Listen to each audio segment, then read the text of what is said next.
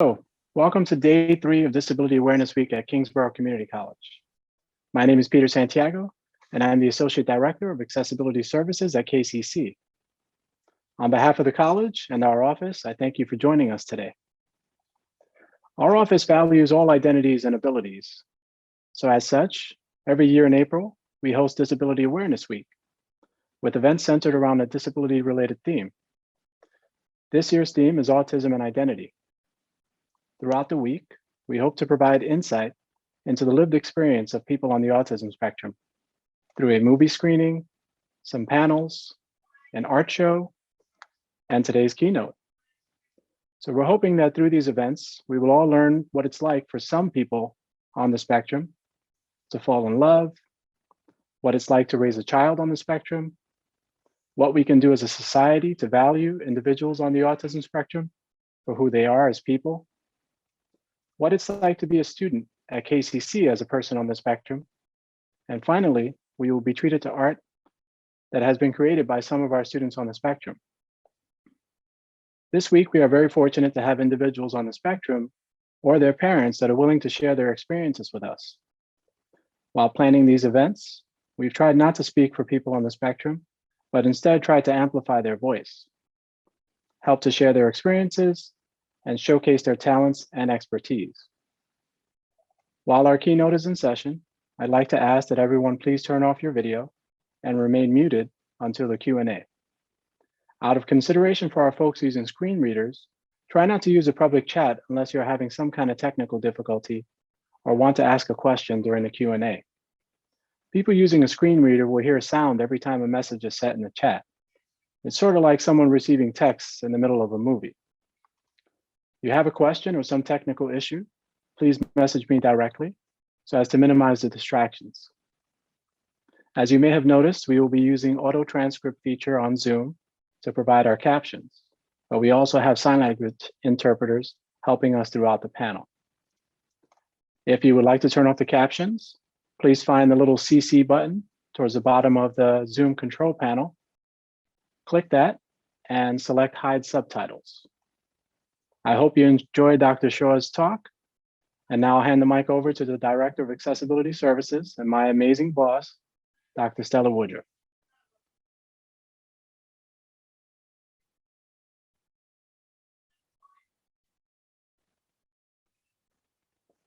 You are muted, Stella. I am muted. Good afternoon. Thank you so much for attending this event. It's my responsibility today to introduce to you our keynote speaker, Dr. Stephen Shaw. Dr. Shaw, diagnosed with atypical development and strong autistic tendencies and too sick for outpatient treatment, Dr. Shaw was recommended at a young age for institutionalization. However, with much support from his parents, his teachers, his wife, and others, Dr. Shaw is now a full-time professor at Adelphi University and an adjunct at NYU Steinhardt School of Culture, Education, and Human Development. He focuses on aligning best practices in supporting autistic people to lead fulfilling and productive lives. In addition to working with children and talking about life on the autism spectrum, Dr. Shaw is an internationally renowned educator, consultant, and author on lifespan issues pertinent to education, relationships, employment, and self-advocacy. His most recent book, College for Students with Disabilities, combines personal stories and research for promoting success in higher education. Dr. Shaw is a current board member of Autism Speaks, the Organization for Autism Research, the American Occupational Therapy Foundation.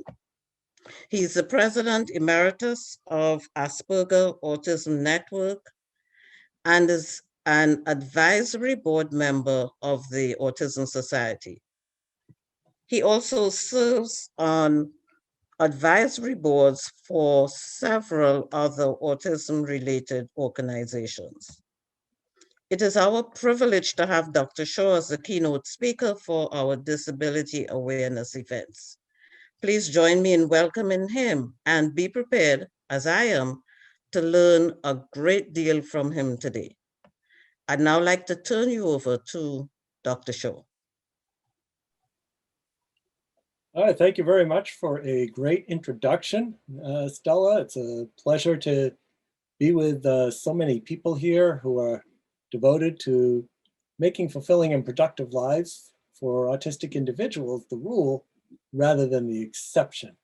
And it's also great to see that so many organizations such as COSDI and NYSDSC and others, it's an alphabet soup is what it is, of organizations that have come together in collaboration to promote better understanding and support of autistic individuals and by extension, people with disabilities.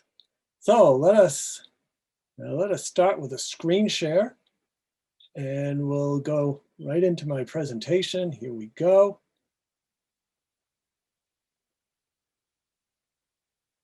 And there we are. So what we're going to look at today is what we can do to promote fulfilling and productive lives for autistic individuals. And as I mentioned before, making that the rule rather than the exception. So let us open these doors to how we might go about doing that. And we'll begin by getting into the mind of the individual on the autism spectrum. And it starts with the game of what is the difference between the picture on the top and the picture on the bottom. So study these pictures and note what some of those differences are.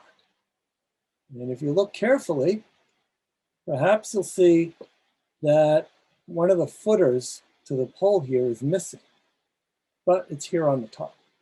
So that's the first one. There's about another dozen to go. So what are some more?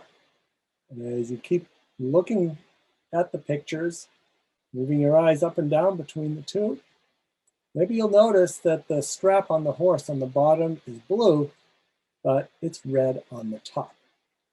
What are some other differences? Well, what about the zebra? There's a lot of white over here. And if you look on the top, it appears that a stripe is missing. So by focusing on the details, you can see what the differences are between the pictures. Well, here's the rest of them. And I might have even missed a few. So quite a few differences. And now, because we are at a school, the Institute of Higher Education, I've got to have a quiz. What is this a picture of? And most people will get through the first two pretty easily. It's a carousel, but animals in the foreground. It's a zebra, not a horse. What color is the animal behind the first one? Well, now the questions are getting a little bit harder. And why have they gotten harder? They've gotten harder because I forced you to perceive these pictures like autistic people perceive the environment. We focus on detail, and often at the expense of the whole. And that's commonly referred to as a deficit in central coherence, not understanding the whole. However, as we consider detail-oriented thinking, perhaps there are situations where it's advantageous to be detail-oriented. Perhaps being an accountant, an artist, a statistician, anything that relates to debugging, whether it's programs in IT, or whether it's looking for mistakes in writing as an editor. These are some situations, and there's many more, where it's advantageous to be detail-oriented. And might it be possible to say that if we put a non-autistic person in one of these situations, that that person has a deficit in detail-oriented thinking? Therefore, the reason that I showed you these pictures and focus on the details is to demonstrate that what we so often consider as challenges or weaknesses or deficits in autism, and we can extend this to the neurodiverse population in general, we can flip them around and they become strengths. And what that requires us to do is to reconsider how we think about the characteristics of autism, so often defined as deficits in communication, social interaction, restricted interests, repetitive motions. Now, what if we were to reframe how we consider these characteristics just as they are? They're not necessarily bad, not necessarily good either, they just are. And what can we do to turn away from working against the characteristics to working with them? So keeping that in mind, how do we know where or what an autistic person is good at? I often talk about using a strengths-based approach. So what is the strength of the autistic person you support? Or if you're autistic, what is your strength? And people often ask me, how do I figure this out? And I respond to the question with another question. And that is how they spend most of their time, or would if you let them do it. We tend to spend more time doing things we're good at. We tend to like to do things we're good at. And this is when we can begin to match these interests and strengths to possible vocational choices, avocational or hobbies, and use these interests in which to learn in school, promote learning, and also social interaction. So my focus is on what are the abilities of the person? What are their interests? And the two are closely aligned. What kind of mind does the autistic person have? And for example, we so often think of people on the spectrum as being visually based. And I think most of us are.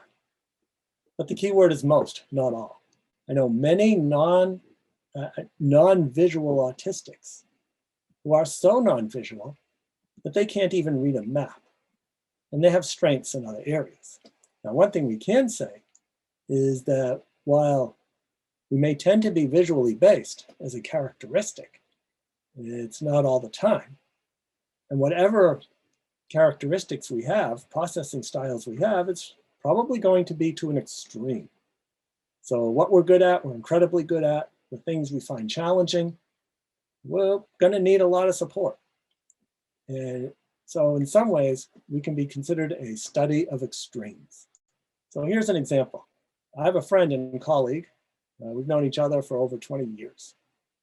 She got the idea in her head that she wanted to get a doctoral degree. All right, that sounds fine. I think you could do it.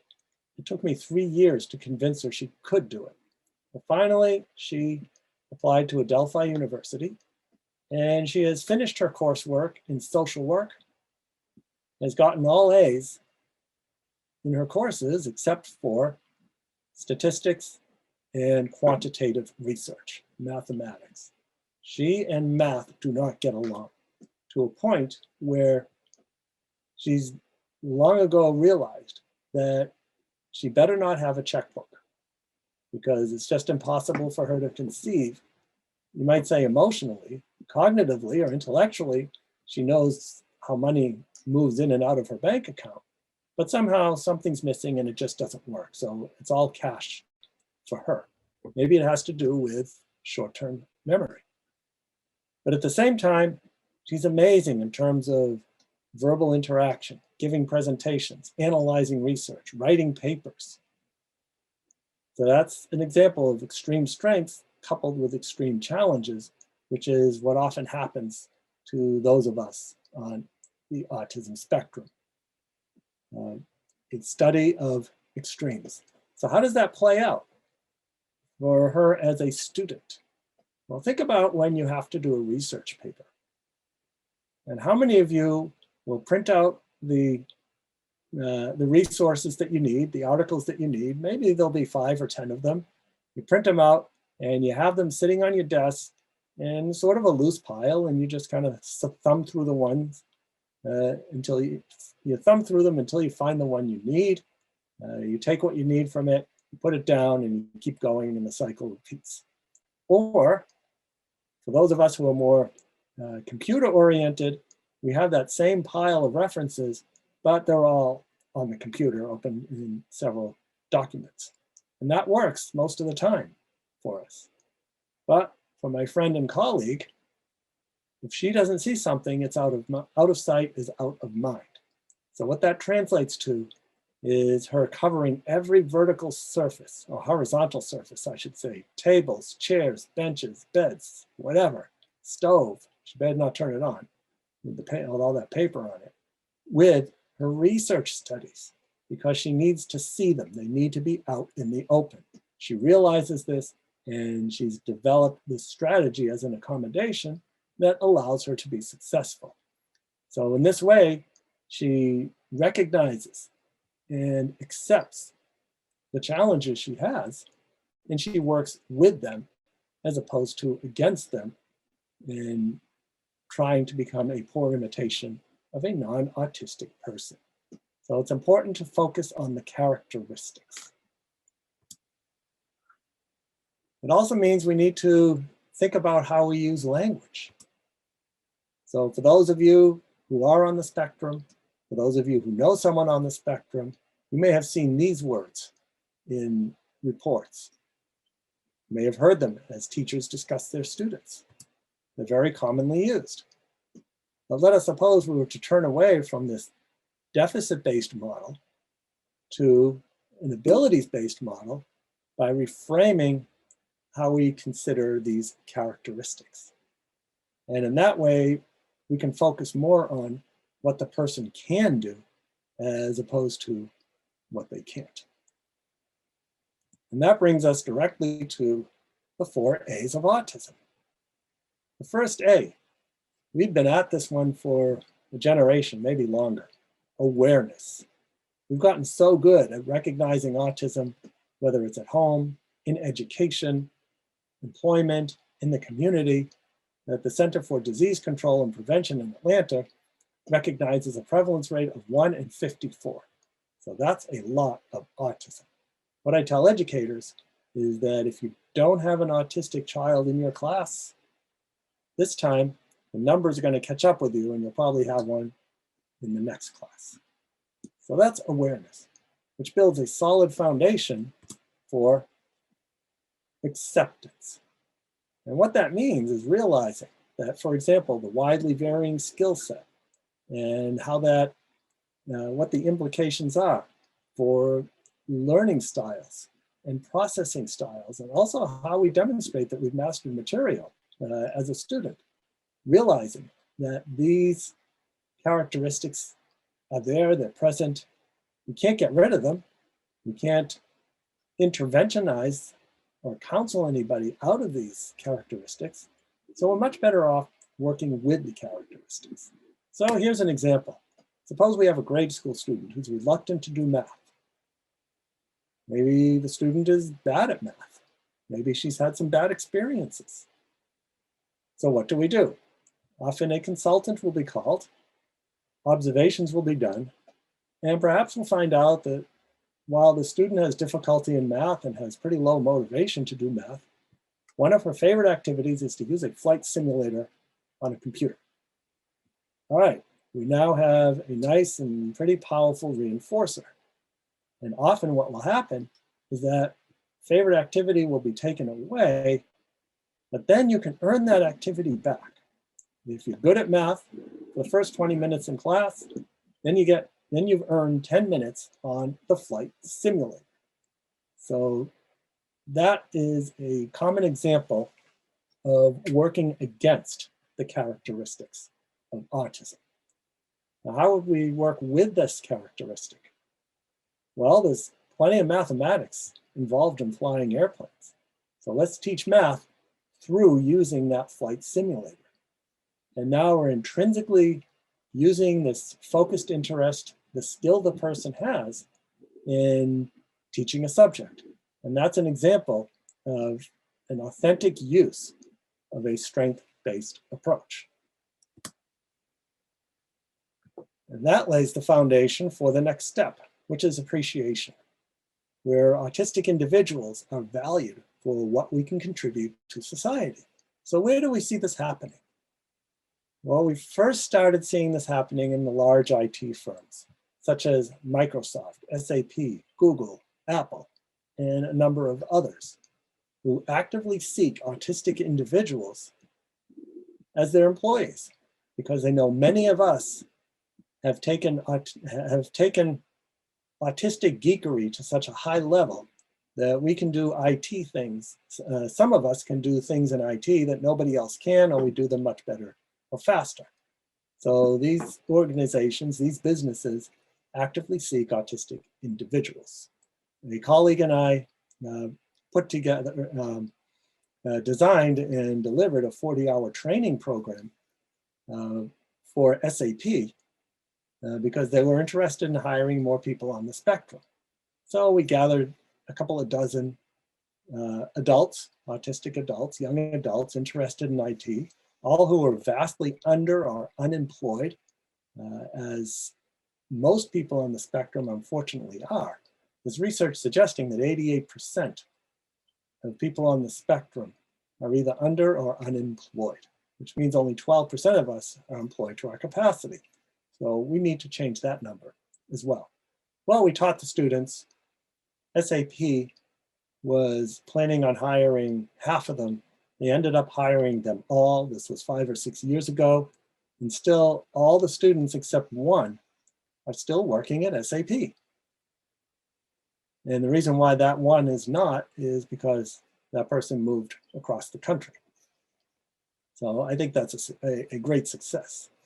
However, my question always is, when we talk about autistic geekery and computers, is what about everybody else? What about those of us who are not IT geeks, but have skills in other areas, such as writing, the arts, gymnastics, whatever it might be? And we need to find places in which these individuals can also use their skills. Also included in everybody else is, what about those of us who need more supports? And to this example, I know of a fellow in Florida who needs support in communication. He uses an assistive communication device. He points at pictures to communicate. He needs help with his schedule, transportation, but he has this curious interest in activity of taking laundry out of a dryer and folding it. And he folds it perfectly. Well, I know many people who would like help with their laundry, and he'd be happy to fly up from Florida and help you with your laundry too. However, you have to pay him to do it. That is his job. He spends all day in a hot laundromat, pulling laundry out of a hot dryer, folding it better and faster than anybody else. He's appreciated for what he contributes to society. Additionally, he is fulfilled and productive with the job. He likes this particular job. And that's another example of appreciation of an autistic individual. Well, the fourth A is action. Action is the work that we all have to do to glue these 3 A's together. So, as part of action, my charge to you is, what actions are you going to take to climb these stairs of awareness, acceptance, and appreciation of people with differences in your lives? And if you happen to be autistic or have a particular difference, what are you going to do to hone in on your strengths and abilities to help you lead a fulfilling and productive life? So what brings me here to talk about autism to you?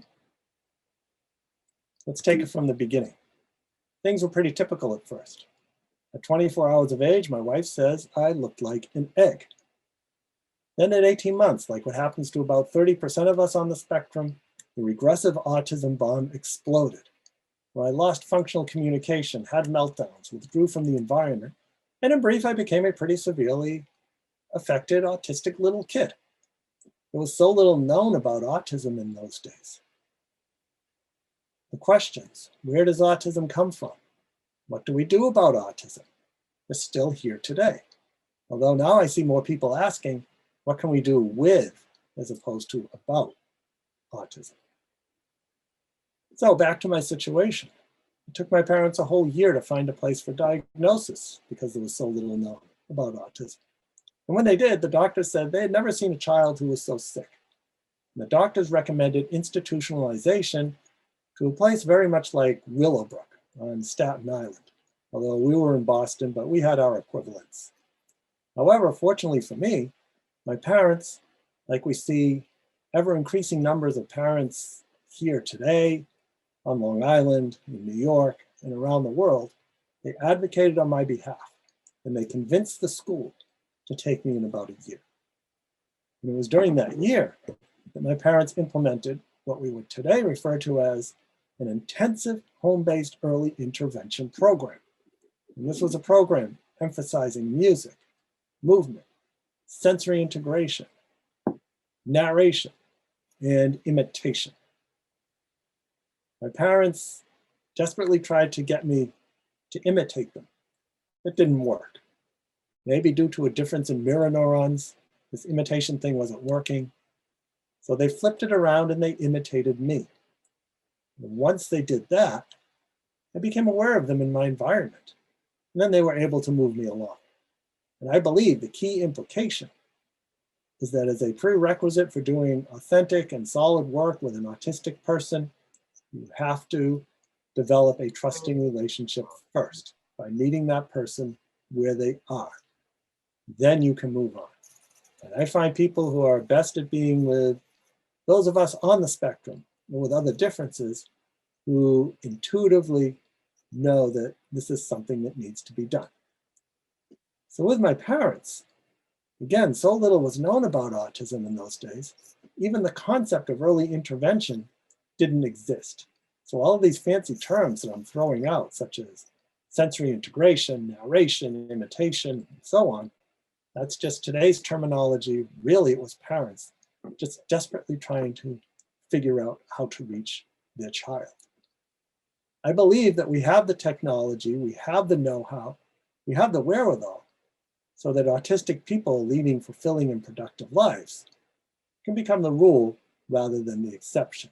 And what that requires us to do is to turn away from the closed doors of disability, disorder, and deficit, and open the doors to ability, and asking the question, what can the autistic person do?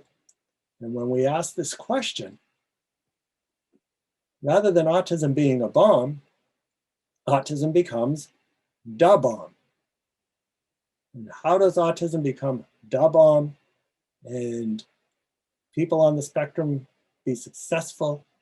Everybody I know on the spectrum who is successful has found a way to parlay their interest and strengths into something that society values, or employment.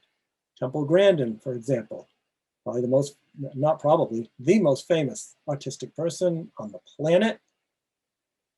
She's even better known through her work in the cattle processing industry. That is her interest. My interest, I've got plenty of them for a while. In a former life, I was a music professor and taught music. Autism is also fascinating to me, special education and education in general. So there I am as a professor at Adelphi University, teaching music and teaching special education and music too, giving music lessons to autistic children and talking about autism internationally.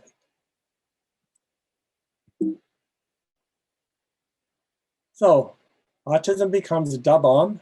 Here's an example. Let's take the case of someone like Robert, a young adult, might have been diagnosed with Asperger's syndrome, although now Asperger's syndrome is no longer used as a diagnostic criteria. So he'd be diagnosed with autism spectrum disorder at needing level 1 supports. Robert is very talkative, but he's got his challenges in social interaction and he's got his interests. So the question now is, how do we take these characteristics and consider them as positive implications for employment? Well, he's providing directions to lost patrons in Penn Station, busy station. As you think about how you receive directions, Don't you want them to be in a detailed, factual, data-driven manner? Truthful? And how many times have you asked someone to repeat directions when you're lost? Well, these are the verbal characteristics of many of us who speak well on the autism spectrum. So that works. Social interaction, a brief greeting, a request for directions, and the customer goes away. And that suits Robert just fine. Where does Robert get this information? His coworkers have to look it up in a reference. Because this is one of Robert's highly focused interests or passions, he's memorized the entire transportation system information of Greater New York. And because Robert is autistic, he outperforms his typical coworkers. And this is how we need to look and consider people on the autism spectrum, using the strengths, using the abilities. So here I am at age 6. I entered the school that initially rejected me, actually age 4, we'll get to 6 in a little bit. At age 4, I entered the school that initially rejected me. I got reevaluated. Instead of being considered as psychotic and ready for an institution, I got upgraded to neurotic. So things are looking up in the world. I discovered watch motors.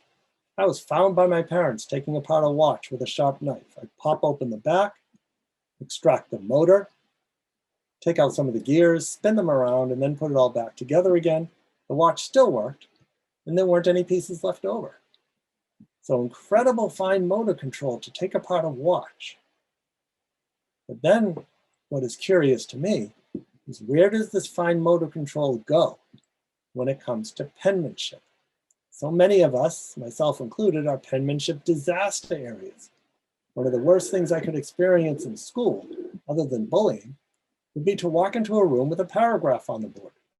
Because what that suggested is that we were going to have to copy it down. And by the end of the period, I'd gotten through a few words, and everybody else had gone to recess. So what is the explanation? Well, I'll refer you to your favorite occupational therapist to talk to you about the neurology behind this. What this also tells us is this is a prime example of the sharp lines of demarcation between the abilities autism gives us and also the disabilities that can come with autism as well. So while I do promote a strength-based approach for thinking about those of us on the spectrum, we do have to be cognizant and realize that there can be significant challenges to being autistic, and we do have to work with these. We do have to remediate for them. However, we have to be aware of the abilities and the strengths. I don't know anybody who has made a career out of remediated weaknesses. We make careers out of our strengths. So my parents, upon noticing this watch disassembly activity, they turned away from the closed door of deficit, disorder, and disability and opened the doors to ability, and soon provided watches and other devices to take apart, and then make sure that I'd get them back together again. And I bring this up because even at a very young age, you can start to notice and start to work with the strengths and abilities that an autistic person has. As a matter of fact, we can do this for everybody else as well, and we should. But because autism is a study of extremes, it becomes ever more important to do so. So moving on to kindergarten. Regular school kindergarten, I was a social and academic catastrophe. You know what happens to people who are different in grade school? Fortunately, school systems have begun to realize that bullying is not a developmental phase that people need to go through, and that something needs to be done about it. And increasing numbers of school systems are required to submit their programs, their anti-bullying programs, to the state departments of education on a regular basis. Academically, I was about a grade behind in most of my subjects. I would spend most of my elementary days going to the library, getting all the books on my favorite subjects, reading them over and over, taking notes, copying diagrams, sitting there in the back of the room. And I think the reason why this happened is that since I wasn't a behavior problem, teachers didn't quite know how to reach me. They just kind of left me to my own devices. And in those days, it was probably for better rather than for worse. I suppose repeating the letter B over and over again to my classmates didn't endear me to them. And fortunately, we know a lot more about, one, how to help autistic people and others with disabilities more effectively engage with their classmates. However, we also have to put responsibility onto the classmates as well. And that is educating students how to be with and support others with disabilities. So, moving along. Let's take a look at Adam, the aviator. Adam is a young man of 17. Maybe he's at one of the community colleges in New York, in the CUNY system. He's diagnosed as on the spectrum. He's fascinated with airplanes. He almost always finds a way to bring airplanes into his interactions with others. In fact, he recently discussed vector thrust steering with an Air Force pilot until the gentleman tired after an hour of conversation on the subject. His dad, he's afraid of flying, deathly afraid of flying. And he gets annoyed when his son perseverates on airplanes because he'd much rather keep his feet firmly on the ground running his miniature train set during the weekends. Now in school, Adam seems to have difficulty in reading comprehension. But when he receives proper support at his school, he performs above expectations in calculus and statistics. We've dug up an old occupational therapy evaluation, and that suggested visual and auditory hypersensitivities, which possibly may be distracting him in school. You notice that Adam frequently bows out of large social gatherings in favor of going to the library, which bewilders his social classmates. Although Adam is auditorially hypersensitive, he can often be found near JFK or LaGuardia Airport watching planes and doesn't seem bothered by their engine noise. So what may be causing Adam to behave in this manner? How might this passion be employed? Addressing Adam's choice of courses and major. What are some possibilities for social interaction? And how would you describe or characterize his sensory strengths and challenges? So why do we perseverate on particular topics? Why is that a common characteristic of autistic individuals? Well, there's probably many reasons, but one reason may be that there's that social interaction is so challenging for many of us. It's quite the mystery. And we haven't quite figured it out. So it becomes a matter of control and predictability of the environment. And if we can talk about a subject that we know a lot, then we can control the conversation. Well, none of this is done consciously, it's all subconscious, and it's a desperate effort to make sense out of our environment. So that may be why he does this. It doesn't mean we should let him do this, and we need to find ways for Adam to perhaps give other people a chance to talk or to talk about other subjects. How might this passion be employed addressing Adam's choice of courses and major? Perhaps things related to science, flying of airplanes, aviation, finding an aviation school in the area. Let's get a pilot's license. And if a pilot's license is not in Adam's future, and I've seen this a number of times, an autistic person might have a fascination with something, let's say it's airplanes, because that's what we're talking about. They want to do nothing more than fly an airplane, but either for cognitive reasons or physiological. Perhaps he has difficulty with depth perception. And you need to have good depth perception if you're a pilot. So it's just not going to happen. Now, what we can do is we can find employment, a job that's as closely related to flying an airplane as possible. And perhaps that could be airplane repair, being an airplane mechanic, maybe working as a baggage handler, loading baggage onto airplanes, maybe getting a job in the pilot's lounge, and thereby being able to interact with pilots. So often we can find related jobs in places and positions for autistic and other people if the original desire doesn't work for some reason or another. Possibilities for social interaction.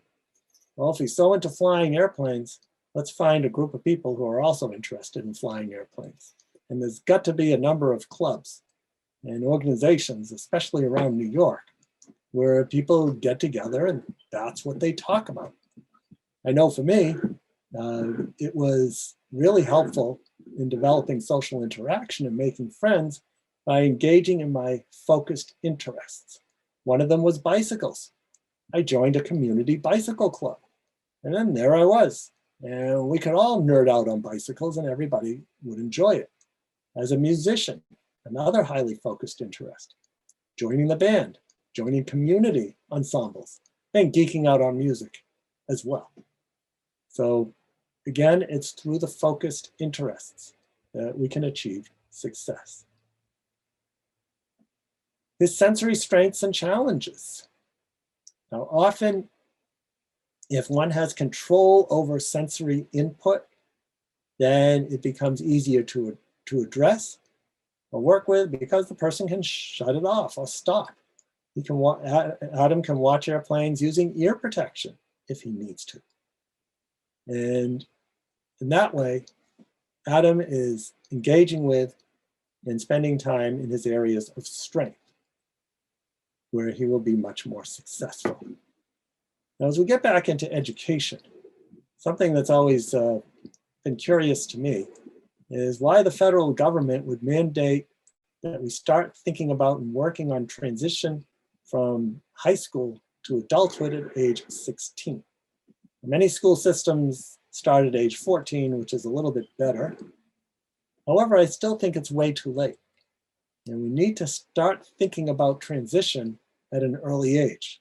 Now that's better at age 6. Actually, thinking about transition begins as soon as we know that somebody's on the autism spectrum.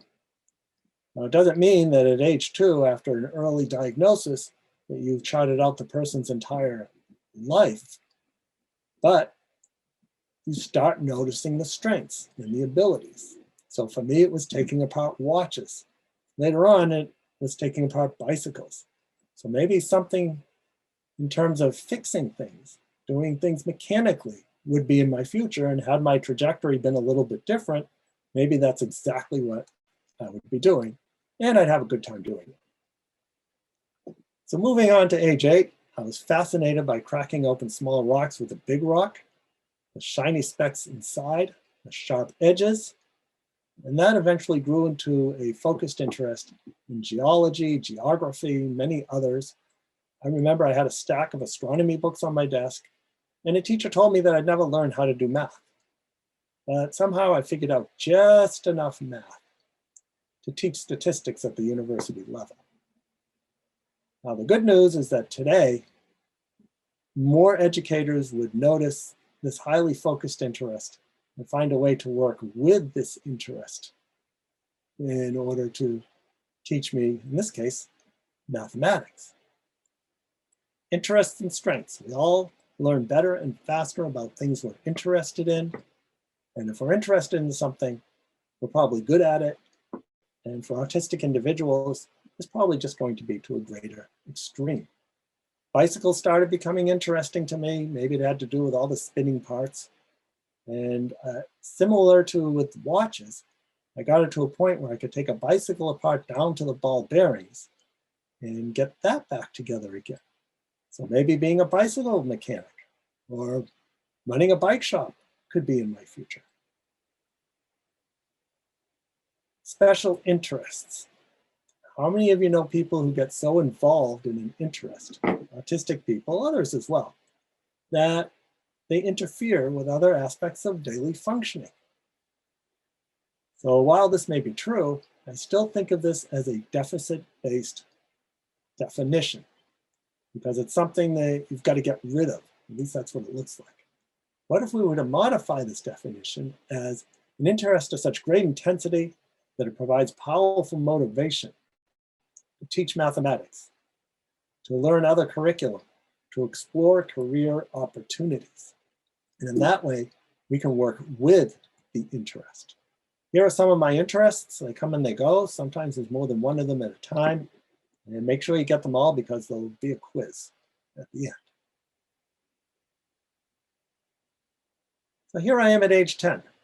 I was awfully concerned about the letter E because I heard you have to drop E before adding ing. Wasn't this E going to get hurt when it fell to the ground? I had a friend who said he felt like a pizza. He didn't look like one, he didn't smell like one. So there were some issues there. I also remember a class being interrupted by an announcement. The principal had lost his mother. So what does that mean? Well, to me, it made me think about what my parents would tell me when I lost something. They'd tell me it was in the last place I left it, which I always thought was a silly answer, because if I knew that, I wouldn't be asking them. So I thought I could help the principal, who I really liked, and suggested if he thought really hard as to where he last saw his mother, maybe he could find her. And how could you lose your mother anyway? She was always at home, or at least mine was. But anyways, that didn't go over well at all. Lost your mother, what does that mean? It means she passed away. And that's yet another idiom that we have to go through. It means that she died. So if somebody had told me that, I probably would have behaved much more appropriately. Figures of speech, idioms, can be very challenging for those of us on the autism spectrum who think literally. And it's possible that we think literally because we don't perceive the nonverbal communication that makes up to 93% of the interaction package. We don't perceive that, or we have difficulties perceiving that, which may leave us with as little as 7% of meaning of what's being communicated. So just the words.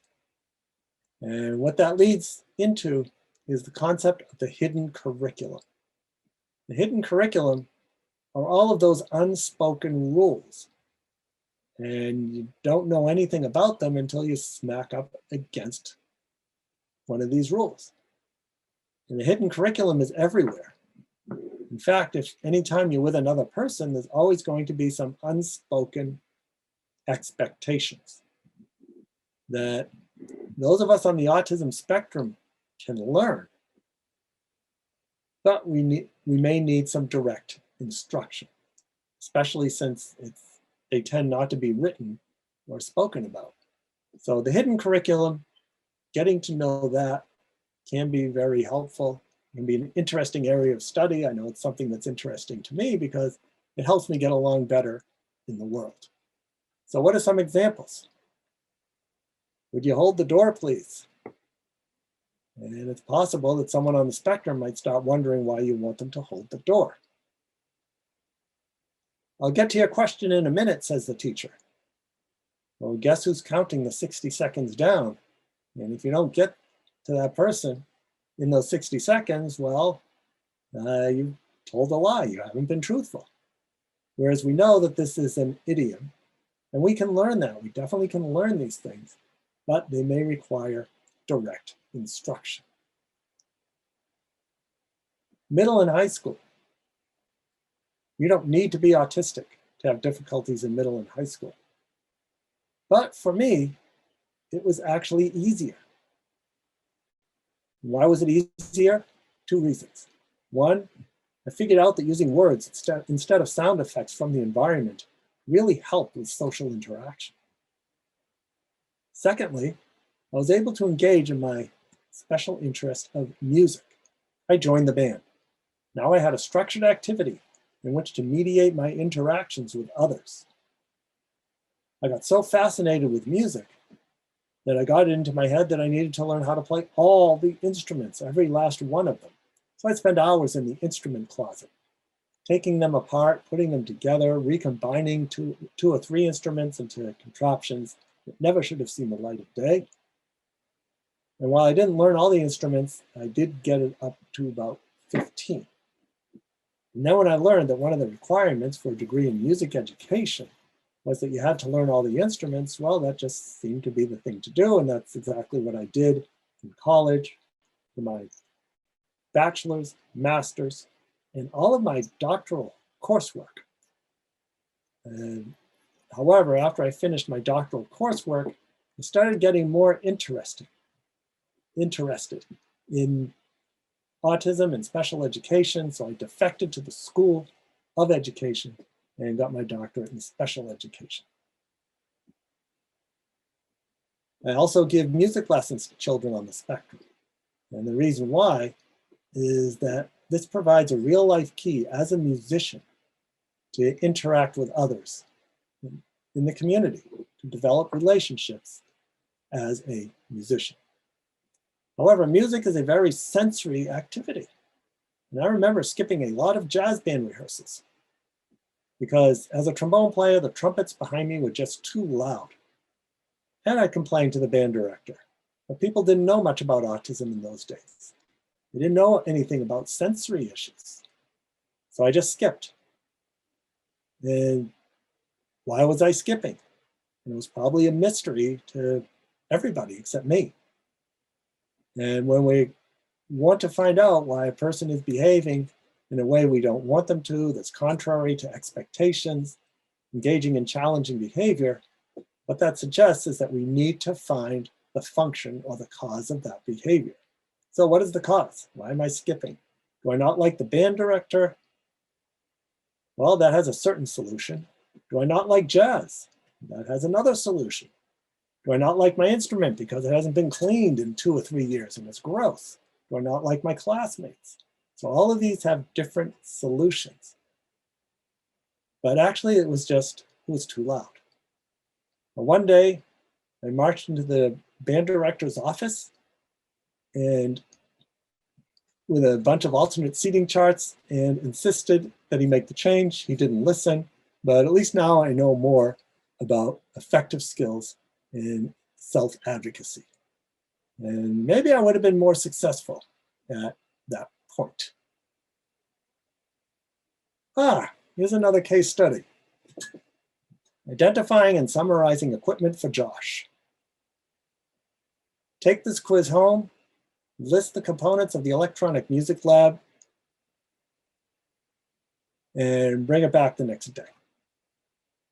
After the others leave, Josh approaches me, saying in a firm voice that's just a little bit too loud, "You know, I have enough ADD to sink a battleship. It takes me so long to write, and my penmanship is so messy, you won't be able to read it. So you might as well just fail me now and be done with it." And hanging his head, Josh quietly says, "I don't know what to do," and heads to the door. So what is causing the challenge? Is there another way for Josh to demonstrate his mastery of the equipment? How might instructions be modified to help Josh and possibly other students in class as well? So let's take a look at this situation. This is a real life, something that actually happened. The stuff that really happens in life is more interesting than stuff you can make up. The only modification that I would make to this, and reflects what happened in real life, is that Josh didn't head to the door. He actually came up with his own accommodation. And he said, "You know, I wonder if I could draw a map of the studio." Well, now it was my turn to figure out what I really wanted. Was I more interested in his writing or his mastery of the equipment? So that's important. It's important to know as an instructor, as a professor, what am I assessing for? So one tact I could have taken, well, Josh, you know, students in college should know how to write. If you have difficulty writing, I'll let you drop the class. Why don't you take a couple of semesters of developmental writing, and then when you're done, come back. And I know you'll do well in the class. I know you understand the equipment really well. So I could do that, or I could just say, no, you've got to write. If you can't write, well, then you fail the test. This is about in the middle of the semester. So I knew that Josh understood the equipment probably better than anybody else. And he also understood some aspects about the equipment better than I did. And I realized that as important as writing is, this is not what I'm asking for now. It's not a writing assignment. It's a mastery of equipment assignment. So Josh, you want to draw a map? And people who have ADD or ADHD, many of individuals with ADD, ADHD are visually based as well. So go ahead, go draw a map. And when he was done, it was clear through his map, through this visual, through presenting the information visually, it was clear that he had mastered the electronic music lab. So that was another way for him to demonstrate his mastery. So whenever I develop accommodations for my students, I always think, how can this accommodation be put in such a way that it benefits everybody else? And maybe the next time I give this quiz or this assignment, instead of saying list and describe the components of the electronic music lab, maybe that becomes one of the options.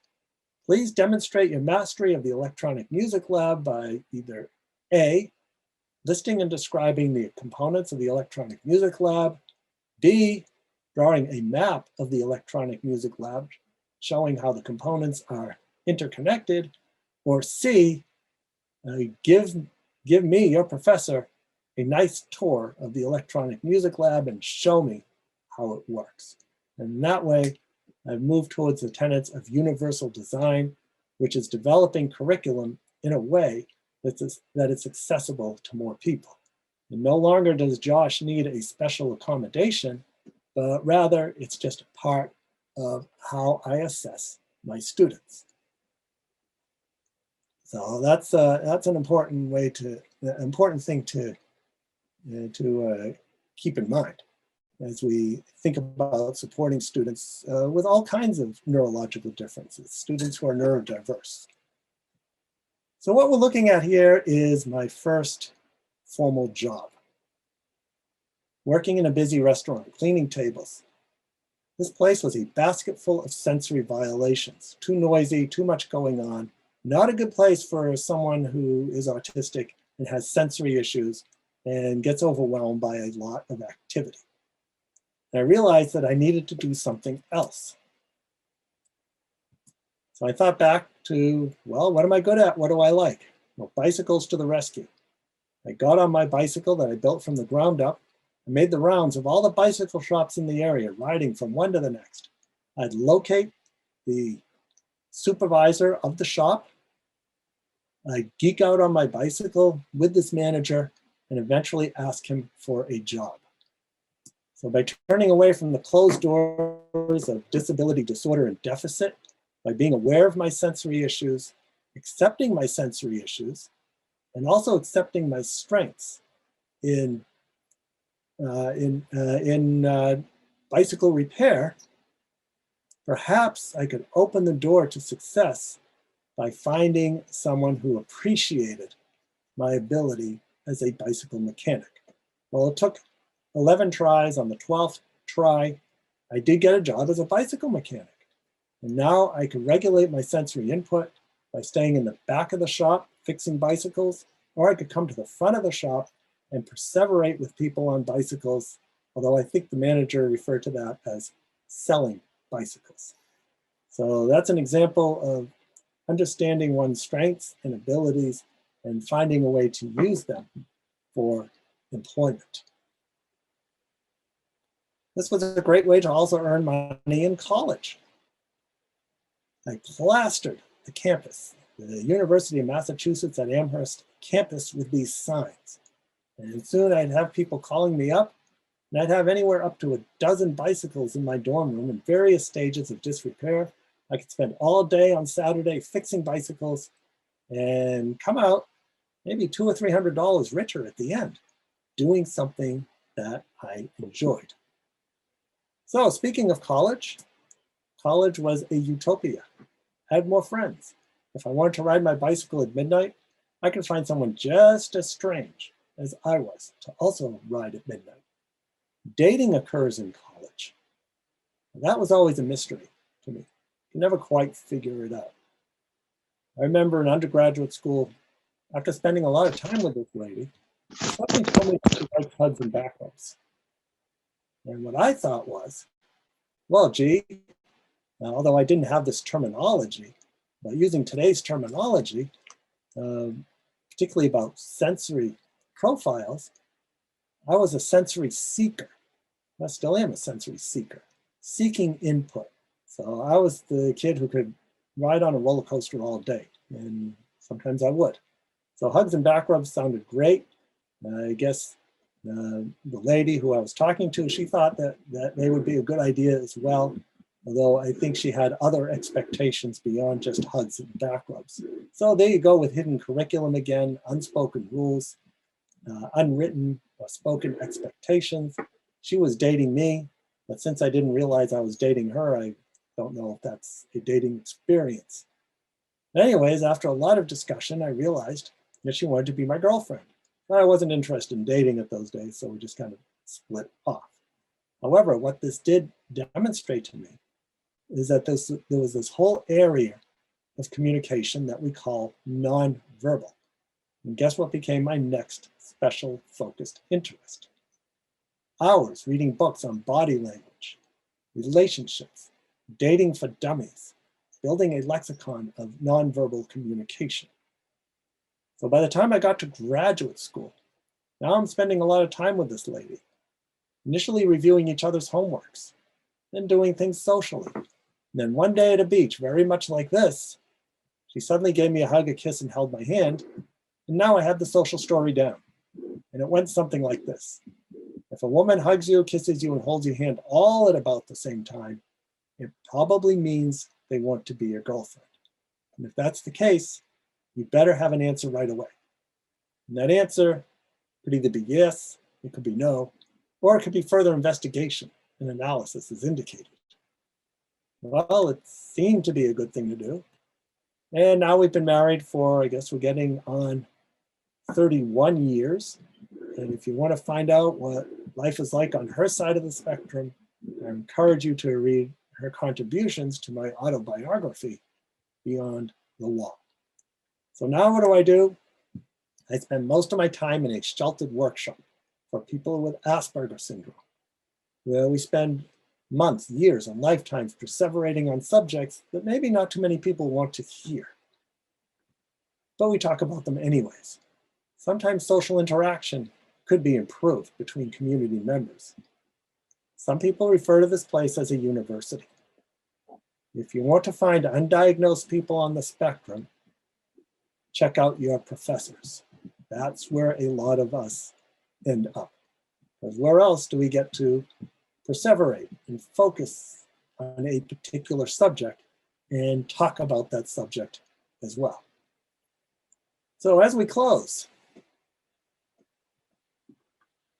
I want you to think about whether we should be considering autism as a series of deficits, disorder, and disability, or is autism a set of abilities? How are you going to use those 4 A's of autism? First, becoming aware of your strengths and your challenges as well, and accepting these strengths and challenges as your profile, and accepting that we can find ways to use strengths in which to accommodate for challenges, and also as a pathway to success, where people can appreciate what we can give back to society. So I've just listed a few common challenges that we see in people on the spectrum. Many of us like things to be very predictable and in an exact order. So let's find a place where that just has to happen, such as being an inspector. Many of us have an extreme need for routine. I haven't met an employer yet who doesn't like it when an employee shows up on time every single day. Hypersensitivity to sound. I know a number of audio engineers who are on the spectrum and have hypersensitivities to sound. So it's all about promoting success, opening doors to success for those of us on the spectrum, those of us who are neurodiverse, those of us who have differences, and everybody. And as we think about unlocking these doors to success, what is success? I believe that if you're productive and fulfilled with your life, whatever you're doing, you're probably successful. And that's as we go through our journey in life, from activity to activity, from goal to goal. And how do we measure success?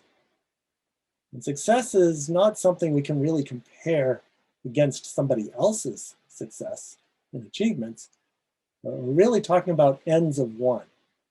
It's individual because everybody has their own experiences. Everybody's experiences are different.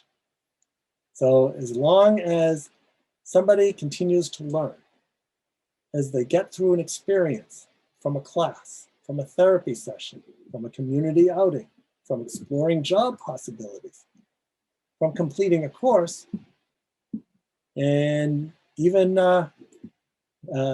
as we celebrate Autism Awareness Month, Disability Awareness Month, and as we recognize people with differences, as long as you get through an experience, knowing even one thing more about how to successfully engage with and interact in your environment, then that's a success and you're exactly where you need to be right now.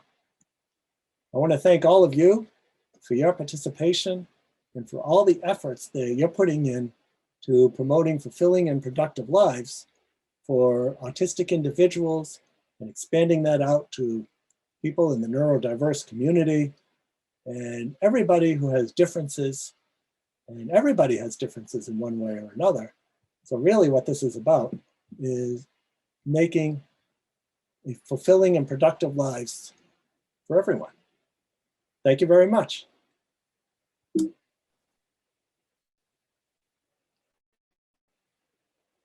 Thank you, Dr. Shore. That was a very informative presentation, and I thank you for sharing so much of your experience, and congratulations on the 30 plus years of marriage. That's a feat in of itself. And now we'll just open up the floor to questions. So if anyone has any questions, please feel free to unmute yourself and ask, or if you're unable to do so, then just type your question in the chat and I'll read it out loud. Peter Santiago. Hi, Michael.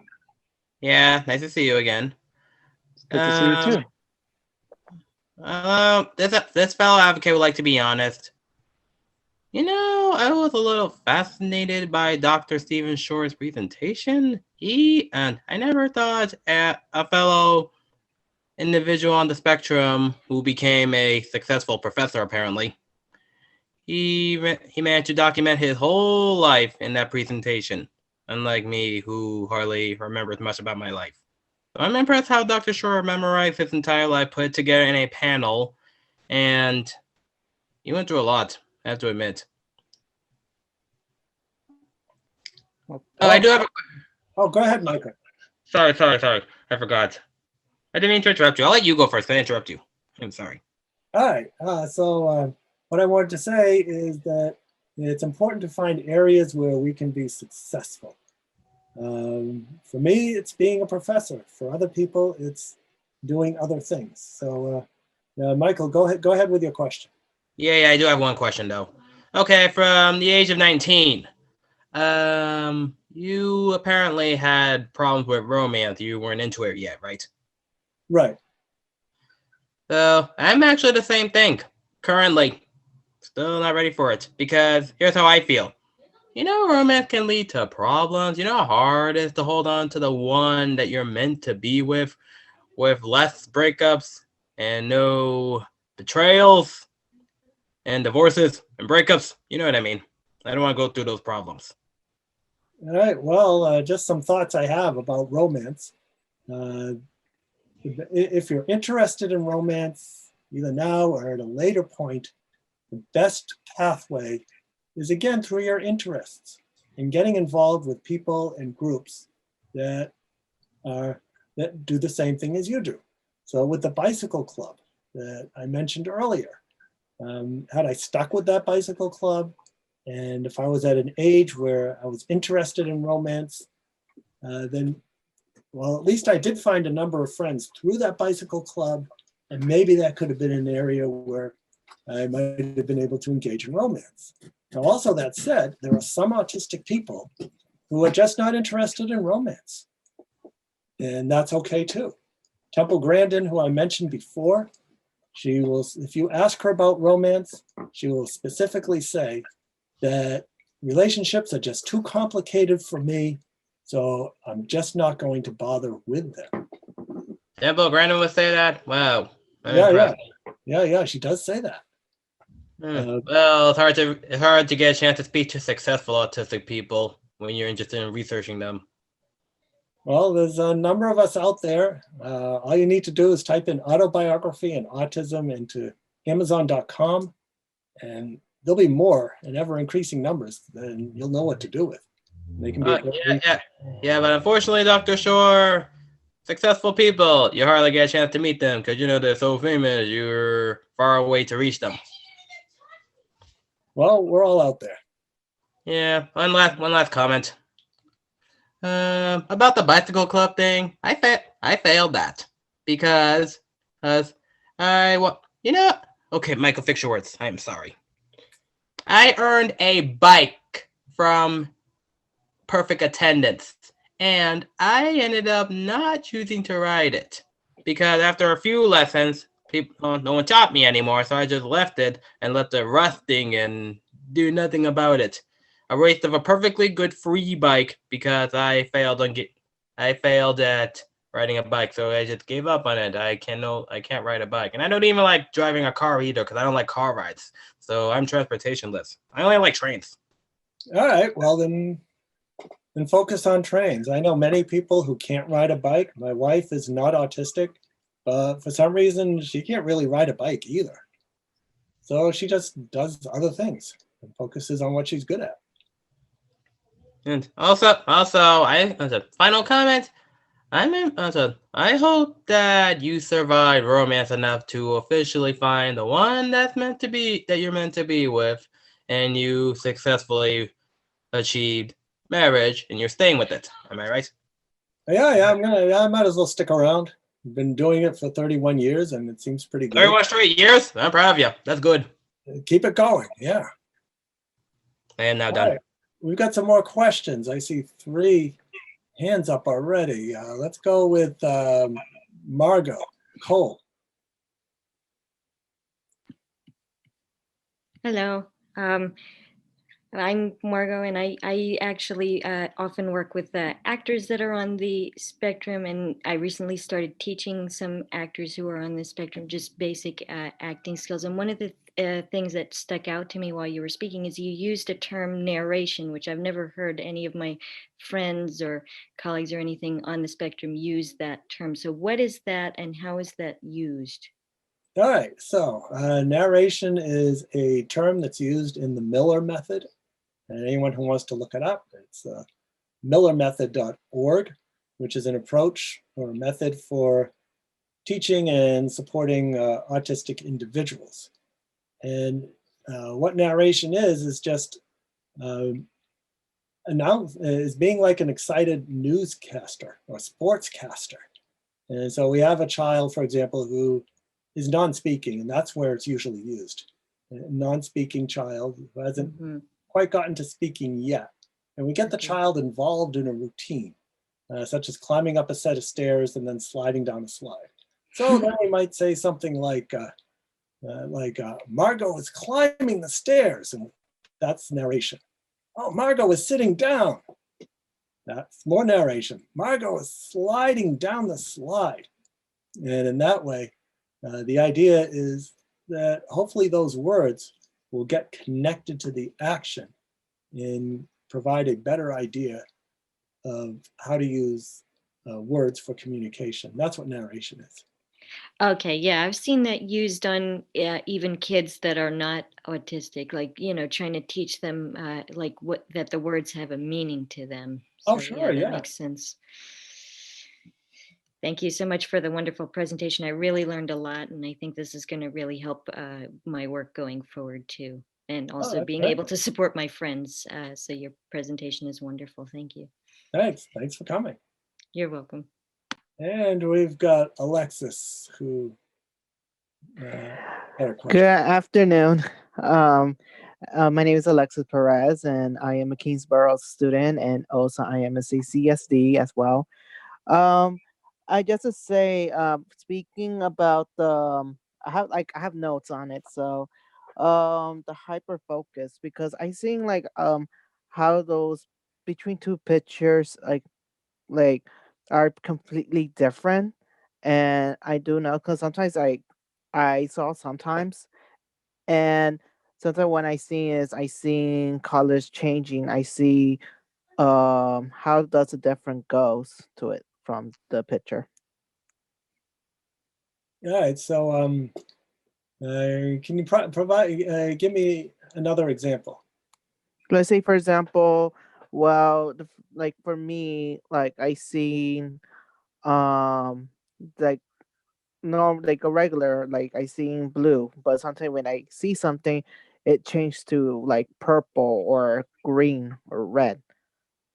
Oh, all right. Well, it's hard to say without seeing it in action, but many of us on the spectrum are very sensitive visually, and you may be seeing more colors and more details in things that other people see. That would just be a guess, and that's something that I would wonder. And that's pretty much just what comes to mind. Yeah, thanks. I was gonna say, Stephen, Oh, you're welcome. for having. Huh? You're welcome. Welcome. Andy, you've got a hand up.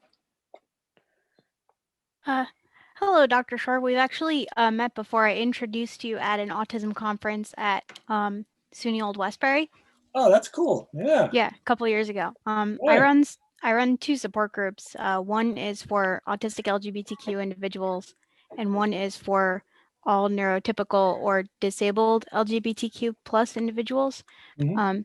And since earlier, Dr. Santiago said that this week was about or that this was about autism and identity, I wanted to ask you to talk a little bit more about the terms neurodivergent or neurodiverse and neurotypical, and like your connection to how those words are used, like outside of saying autistic or allistic, which some people use.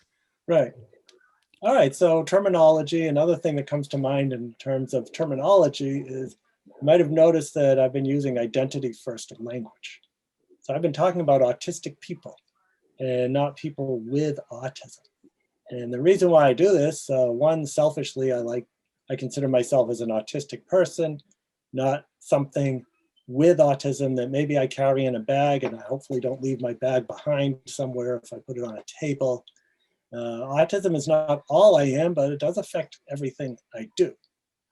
And I know that most autistic people prefer to be referred to as being autistic because we identify with it. We don't see it as something bad. It just kind of is, and we make what we can with it, or do what with it we can. So what about terminology? What is neurodiverse? Neurodiversity is also a spectrum. And it includes people who are, for lack of better terminology, not neurodiverse or typical. So we're also including people who think differently, who may have ADD, for example, dyslexia, and many other conditions. So autism is one category inside neurodiversity. Allistic is just another way of saying non-autistic. And I often prefer to use the word non-autistic as opposed to typical, because it gives better definition. So as we're talking about non-autistic people, we're talking about everybody who's just, well, non-autistic, but they might have something else. They might be neurodiverse, but they may not necessarily be autistic. using the word typical, a typical person, sometimes it almost seems like name calling. Almost saying like, nya, nya, nya, nya, nya, you called us autistic or whatever, disabled, disordered, full of deficits, and now we're going to call you, typical. So, and then we do a Bronx cheer and stick our tongue out at you. So those are my thoughts about the different terminology. And I know that Preston had his hand up, and then Lisa also has her hand up. So let's go with Preston and then on to Lisa. Hi, Dr. Shore. Thank you for joining us today. I have been following your career for about 10 years now. When you look back on everything you've accomplished, being on all these boards, presenting at all these conferences, all this research that you've done, I don't know any other way to ask this other than, how does the weight of the fact that you're a leader of this caliber in the autism community ever hit you and overwhelm you? No, because I don't think about it. You don't think about it until someone like you brings it up, which is perfectly fine. I just do what I can to make lives better for autistic people. And by extension, people with differences, people who are neurodiverse. And I just do what I think is the right thing to do what's best for the community. And sometimes a lot of people appreciate it and get a lot of accolades for it. Sometimes a lot of people get mad and get into controversies about it, like when I joined the board of Autism Speaks, which was, I would say it was pretty much it was a well-defined enemy of autistic people when it was first conceived. It was conceived as an organization that would finally cure autism, and all $30 million of the CEO of NBC and his buddies, they get it done. They didn't get it done. And Autism Speaks has slowly realized that if we think about the forays of autism, they became aware of autism when their granddaughter, with their granddaughter's autism, they started accepting autism as we started seeing these toolkits, like the 100-day toolkit, and especially toolkits related to self-advocacy and transition to adulthood. And at a later time, actually appreciating autistic people and what we can contribute, in this case to Autism Speaks.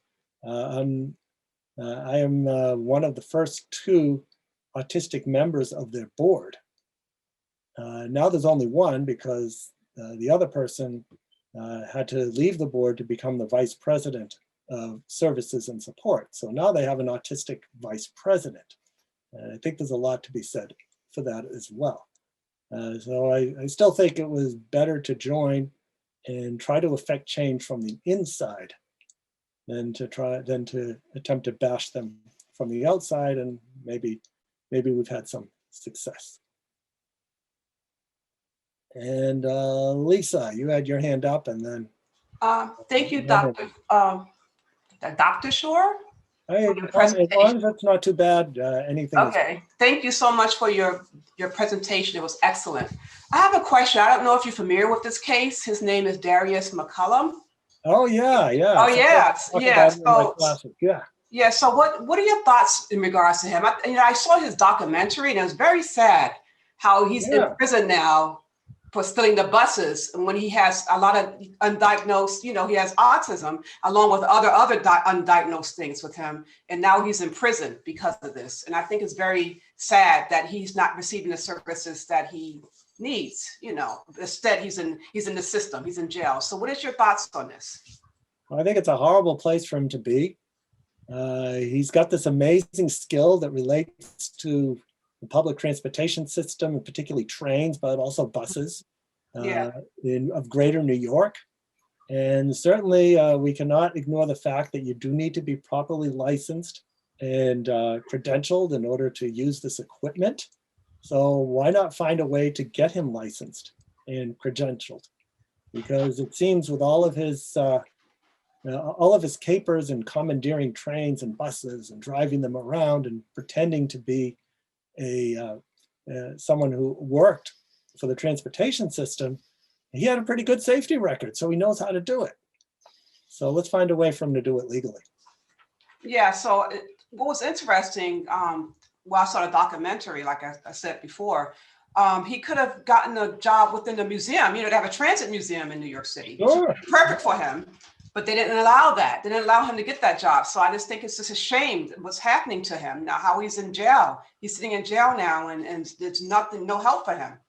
Yeah, That's my 2 cents. That's happening to a lot of people on the spectrum, a lot of people with disabilities. There's a much higher rate of people with disabilities in jail than outside of jail, which means that these individuals have not received proper support, enabling them to lead a fulfilling and productive life. So there's a lot of work that needs to be done in the criminal justice system in all areas related to autism. So thank you for your comments on this. Thank you. Hey, welcome, Lisa. And we have a hand up with Lennon, it looks like. Jacob. Lenine. For sure. Lenine, all right, thanks. Thanks. Thank you. My name is Lenine, yes.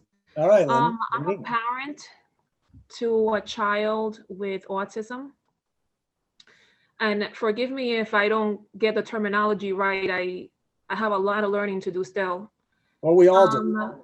Yes, my son is going to be entering high school this summer. And I like to do my research in advance so that I can figure out how to best guide him. So early on, I realized that he had specific interests. So my way of doing that to support him was to buy him books on things that he was interested in. And that has worked very well so far. But now I'm wondering, he's entering a new phase where I'm going to need to be paying attention to certain things to help figure out what his interests are academically so that I can figure out what his interests are going to be career-wise.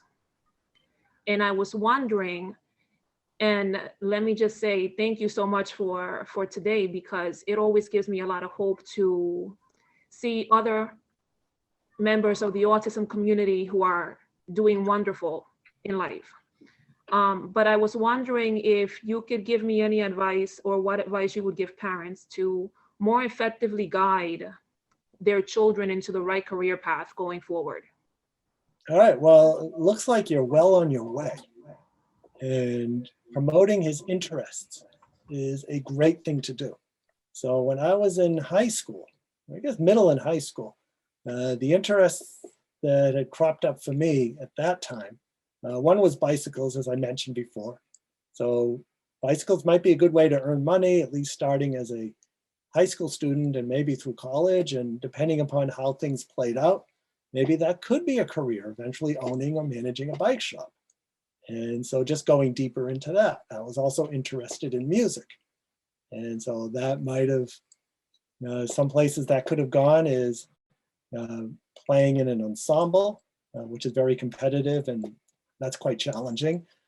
Being an educator, well, I studied music education, so possibly being a music teacher. I ended up being a music professor, so that worked out pretty well. I was also interested in, yeah, I think those were the two main things. Oh, electricity too. So I took an electricity shop type class and found that pretty interesting. So maybe I could have gone in that area. So just focusing on the interests. And sometimes you're just going to have to get through required classes that you're not really interested in, but you just kind of got to do it. And that way, enable him to focus in the area or areas that he's interested in. Talk to the teachers of these particular interests. So if he's interested in electricity and electronics and all that, go find the electronic shop teacher and ask the teacher about possible career paths. If it's music, well, I did plenty of asking of the music teacher in school about possibilities at that end. Bicycles, well, you don't really study bicycles in school, but that was definitely something that I was able to do. Thank you. I appreciate your response. Oh, you're welcome. Dr. Shore, we have a question from one of my colleagues, Benjamin Hannon. You met him earlier. He's actually a co-host, so he couldn't raise his hand. Okay. Go ahead, Ben. You mentioned during your presentation about hyperfixations. Now, me personally, as an autistic person, I've got my hyperfixations in check with all the 3D modeling and printing I do. But I want to know, for my students, is there any way for someone who might be not having as intense of a focus on something that could really benefit them? Maybe there's a way that I could foster that in my students or in other people on the spectrum I know to essentially better equip them to have that interest and to really go through with it when they might not exactly have that thing they're really focused on. Because speaking quite honestly, a lot of our students don't know what they want to do yet, and I want to be able to foster that interest. Yeah, that's pretty common. In one word, it's called exposure. So in other words, exposing students, exposing autistic and actually everybody else to different experiences. So as I think about Temple Grandin, she had this interest in drawing horse heads, and that's all she did was draw horse heads. And her mother stretched her, as she puts it, or expanded her interest. All right, enough of the horse heads. Why don't you try drawing the entire horse or the horse in the stable? So you can take interests which maybe seem very limited and you can expand them. So for me, bicycle repair, maybe that could have been expanded to fixing motorcycles, for example, if my parents saw a need or somebody else saw a need to do that. Sometimes it can often also be helpful to just provide new experiences. For example, I remember going out with my gym teacher and learning about rock climbing. So it never occurred to me to engage in rock climbing with all the ropes and all that equipment. It just never would occur to me to do it. Well, anyways, I enjoyed doing it and I ended up being pretty good at it. And that might have been something I could have pursued later on or not. But it was a great thing to be exposed to. So exposing to instruments. My parents exposed me to musical instruments. Had they not done that, maybe I never would have known that I was good at and interested in music. Thank you. You're That's welcome. really helpful. I'm going to try to put a lot of that into action as soon as I can. All right, great. I think we have time for one more question, Dr. Shore. All right, let's go. Andy has their hand raised again. Hello. So this might be a slightly more intense question, and I apologize because it's the last one. Go for it. Okay, so I am sure you are aware that Autism Speaks as a corporation is kind of contentious in the autistic community. A lot of us are nervous about it. A lot of us sometimes prefer other ones. I think that having autistic people in there is really important. But I think it would help me and the autistic people in my life, and there's a lot of them, a lot to know what you're doing, if you can give us an idea from the inside to try to change some of the problematic things that we all know exist there. Because like, for example, I know that you use identity first language, but your bio on Autism Speaks on the website, it's person first language. So like, can you tell us what you're doing? Like, give us some comforting words about how things are gonna change. All right, well, first of all, I want to thank you for letting me know about my bio, maybe about 10 minutes. Knowing about my bio, being in person first language. So I guess that's another thing I need to do. But in general, providing the autistic point of view. So in board meetings, as I see people using person first language, just speaking up and saying, well, many of us, most of us identify with being autistic. So it's perfectly fine, and we actually will appreciate if you use identity first language, or at least when in doubt, ask us which one we prefer, because we know there's some autistic people who prefer person first language as well. So that's one thing, for example.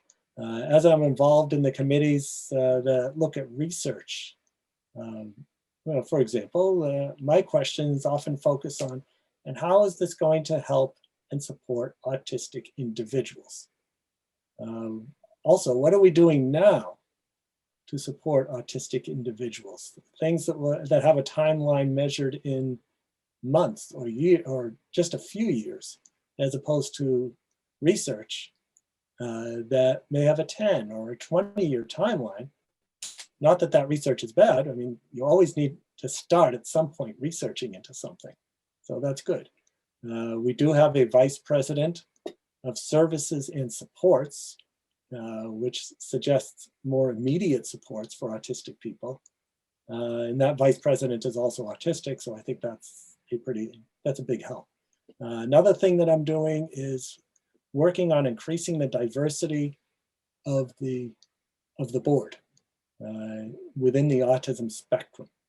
And I've been pushing pretty hard to get non-speaking autistics involved with the board, with committees, and in general in Autism Speaks. I have a very small follow-up. Go for it. All right, what can other people do to help support you inside of Autism Speaks? Because you said that you're pushing to get more autistic people and a more diverse group of people up there. How can we help you do that? Because one person doing it alone sounds really hard. Yeah, well, talk about it, publicize it. They put it on Right to People in Autism Speaks. Something, for example, it was great to hear Stephen Shore talk about diversifying the board at a presentation I went to today. Please let us know what we can do to help you make this happen. Things like that. So let them know that you're aware of the stuff that's going on and lending support. Thank you so much. Those are really great answers. No, you're welcome. Thank you again, Dr. Shore. Before we wrap, I'd like to introduce my amazing colleague, Charmaine Townsell. She's a CUNY Central University Director of Student Engagement and Inclusion and co-chair of the CUNY Council on Student Disability Issues, or otherwise known as COSD, to offer some appreciations. Thank you so much, Peter. Just wow. We shared some wonderful information today. Identity first language, of course, we understand how empowering that is, how we transform challenges into strengths and finding someone to appreciate our abilities. Thank you so much, Dr. Shore. What an informative session. And I'd also like to thank you all for attending today. Special thanks to Student Affairs at Kingsborough Community College, led by our friend and colleague, Brian Mitra, Kingsborough Community College Accessibility Services, Dr. Stella Woodrow, Peter Santiago, Hostos Community College, Mr. Raymond Perez, and the Hostos Accessibility Resource Center, the CUNY Council of Student Disability Issues, COSD, the New York State Disability Service Council. Special thanks to our chairwoman, Catherine Carlson, I see you, girl, the CUNY Central Office of Student Inclusion Initiatives, and finally, the CUNY Coalition for Students with Disabilities, CCSD. Thank you all so much. I hope you enjoyed it.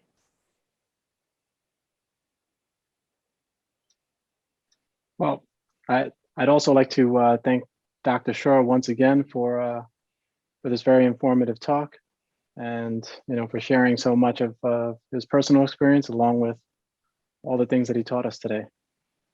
So we have a couple more events for those of you that are my Kingsborough colleagues. We have a couple more events that are going to happen over the next couple of days. Tomorrow we'll have a student panel. There are a group of KCC students that are going to tell us about their experience. And then on Thursday we have an art show that one of my colleagues, Ben, who just asked a question, created a virtual gallery where we're going to hang our students' work. So check your emails to look for the Zoom information for those two events. And I hope to see many of you tomorrow or Thursday. Dr. Shore, thank you once again. Oh, it was my honor, and I look forward to potentially continued collaboration in the future. I sincerely hope so. Thank you. Take care, everybody. Thank Good you. night, everyone. Thank you. Bye. Thank Bye-bye. you. Thank you. You're welcome. Thank you. Bye-bye.